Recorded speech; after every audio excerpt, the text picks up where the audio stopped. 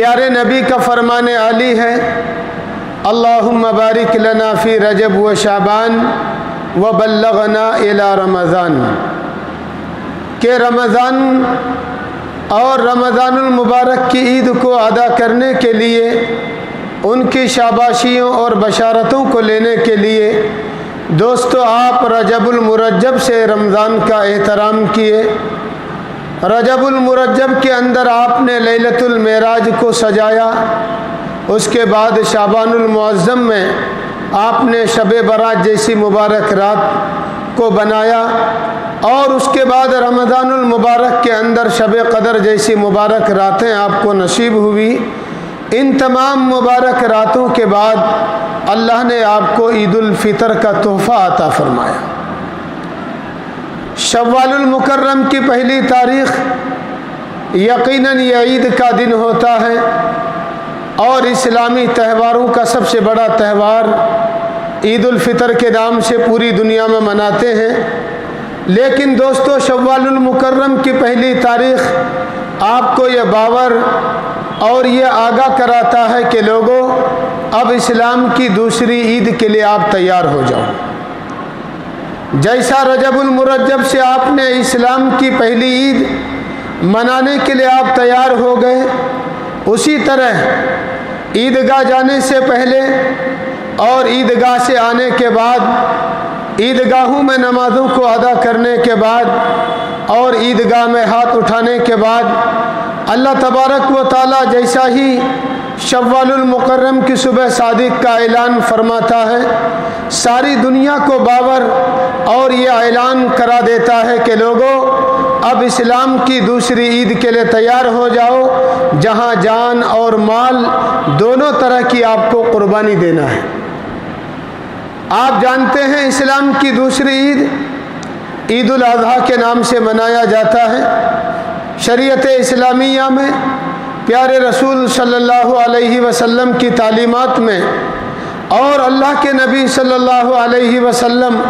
کے مبارک سیرتوں کے بہانے سے اللہ نے پیارے حبیب سرکار دو جہاں صلی اللہ علیہ وسلم کے صدقے اور طفیل میں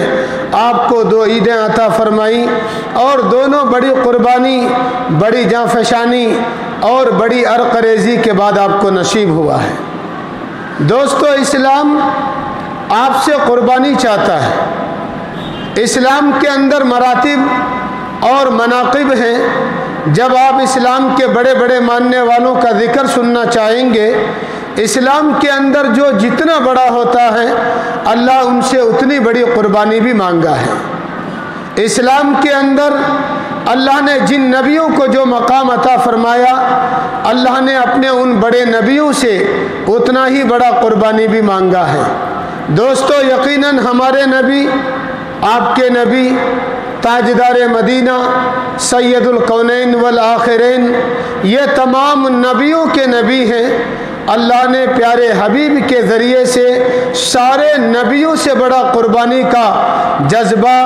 اللہ نے پیارے حبیب کے ذریعے سے دنیا کو پیغام دلوایا، اور اس کے بعد بڑے بڑے نبیوں کے لسٹوں میں چاہے نوح نجی اللہ کا نام آئے، چاہے موسیٰ کلیم اللہ کا نام آئے، چاہے عیسیٰ روح اللہ کا نام آئے، چاہے داؤد خلیفۃ اللہ کا نام آئے، چاہے ابراہیم خلیل اللہ کا نام آئے، یا چاہے اسماعیل ذبیح اللہ کا نام آئے، دوستو یہ تمام وہ نبی ہیں اللہ نے جن کے ذریعے سے بہت بڑی بڑی قربانیوں کو دنیا میں باور کرایا، اور باور کرا کر اعلان کرایا کہ اسلام کی دنیا میں اور اسلام کی نظر میں، اسلام کے دائرے کار کے اندر جو انسان جتنا بڑا ہوگا، اللہ جس نبی کو جتنا بڑا مقام اور مرتبہ عطا فرمائیں گے ان کو اتنا ہی بڑا امتحان بھی دینا پڑے گا۔ اسی لیے پیارے نبی کو جگہ جگہ امتحانات دینے پڑے ہیں۔ کتابوں میں لکھا ہے کہ تمام نبیوں کی مشکلیں ایک طرف جمع کر دی جائیں، اور پیارے حبیب کی مشکلوں کو اگر ایک طرف جمع کر دیا جائے، اللہ کے نبی کی مشکلوں کا کوئی مقابلہ نہیں کر سکتا۔ اللہ کے نبی کے امتحانات کو اگر ایک جگہ رکھا جائے، اور تمام نبیوں کے امتحانات کو اگر یکجا جمع کر دیا جائے تو دوستو پیارے حبیب کے امتحانات کا مقابلہ کوئی کر نہیں سکتا، اس لیے کہ ما کان محمد ابا احد من رجالکم ولکن رسول اللہ وخاتم النبیین وکان اللہ بکل شیء علیما۔ اسی 22ویں جز میں اللہ نے پیارے حبیب کا مقام اور مرتبہ بڑھاتے ہوئے آپ نمازوں کے اندر دیکھتے ہیں ان اللہ و ملائکہ یصلون علی النبی یا ایھا الذین آمنوا صلوا علیہ وسلموا تسلیما هو الذی یصلی علیکم۔ اللہ نے یہ تمام آیتیں پیارے حبیب کے مقام اور مرتبے کو باور کرانے کے لیے اعلان کرایا کہ لوگوں کائنات کے اندر، زمین و آسمان کے اندر، روئے زمین کے اندر، آسمان اور زمین کے درمیان کے اندر اگر سب سے زیادہ کسی نے قربانیاں دی ہیں، اگر سب سے زیادہ کسی نے محنتیں اور مشقتیں برداشت کی ہیں تو لوگوں وہ آمنہ کا در یتیم ہے۔ اس لیے دوستو جو انسان جتنے بڑے اعلیٰ مقام پر اور اعلیٰ پوزیشن پر فائز ہوتا ہے اللہ تبارک و تعالیٰ ان کے ذریعے سے اتنا ہی بڑا مقام دلواتے ہیں۔ آپ امت محمدیہ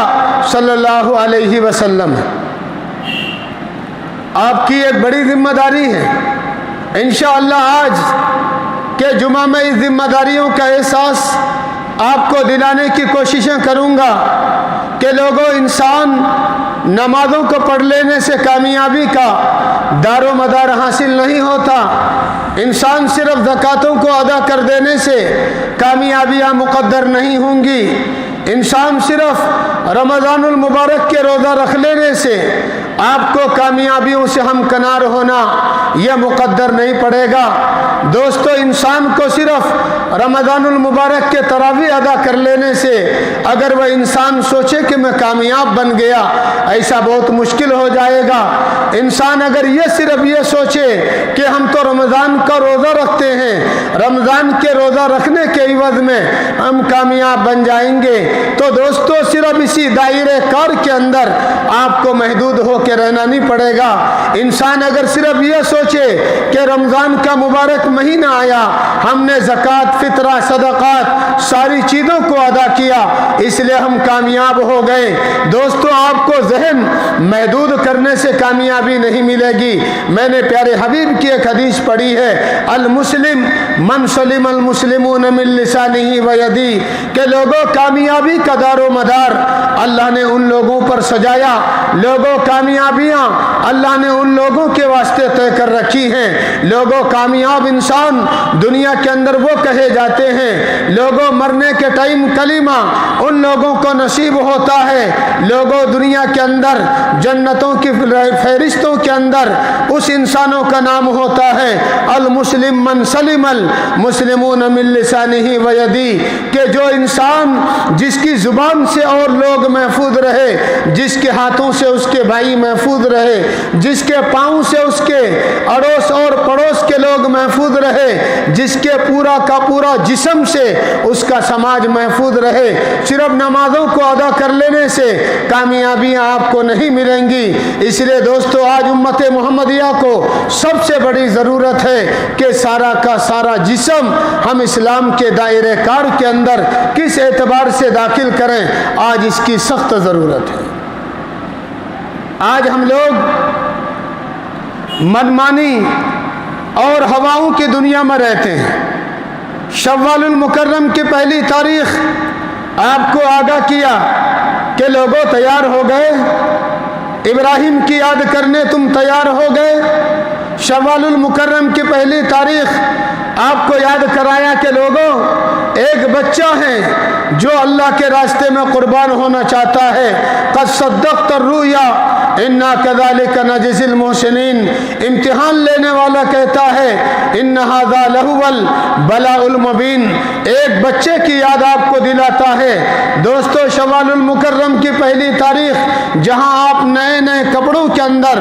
ملبوس اور زیبتن ہوتے ہیں، اللہ تبارک و تعالیٰ کے ذریعے سے پیارے نبی کا پیغام سنایا کہ لوگوں شوال کی پہلی تاریخ آ چکی ہے، ہاجرہ کی قربانی تمہیں یاد کرنا پڑے گا۔ لوگوں شوال کی پہلی تاریخ آ چکی ہے، اسماعیل کی قربانی تمہیں یاد کرنا پڑے گا۔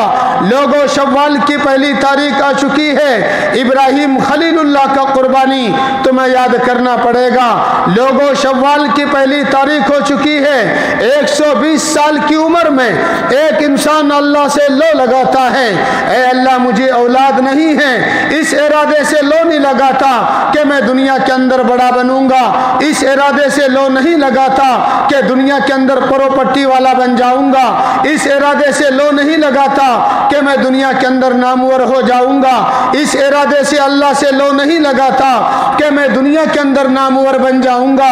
اس ارادے سے لو نہیں لگاتا کہ دنیا کے بڑے لوگوں کی لسٹوں میں میرا نام شمار ہو جائے گا، بلکہ ابراہیم خلیل اللہ وہ اللہ سے دعا کرتا ہے، 120 سال کی عمر میں اللہ سے لو لگاتا ہے، 120 سال کی عمر میں اللہ کی محبت کو دنیا والوں کے سامنے اجاگر کر کے اعلان کرتا ہے، اے اللہ مجھے اولاد چاہیے تاکہ میں تیرے دین کو آباد کروں، اے اللہ مجھے اولاد چاہیے تاکہ تیرا دین دنیا کے اندر زندہ رہے، اے اللہ مجھے اولاد چاہیے تاکہ تیرے دین کو فروغ ملے، اے اللہ مجھے پتا ہے کہ اس عمر کے اندر اولادیں نہیں ملتی ہیں، لیکن اللہ اگر تو چاہے گا مجھے مقدر ہوگا، اے اللہ اگر تو چاہے گا مجھے نصیب ہو جائے گا۔ 120 سال کی عمر کے اندر ایک بوڑھا جا کر اللہ سے لو لگا کر آپ کو اعلان کرتا ہے کہ لوگوں شوال کی پہلی تاریخ آ چکی ہے۔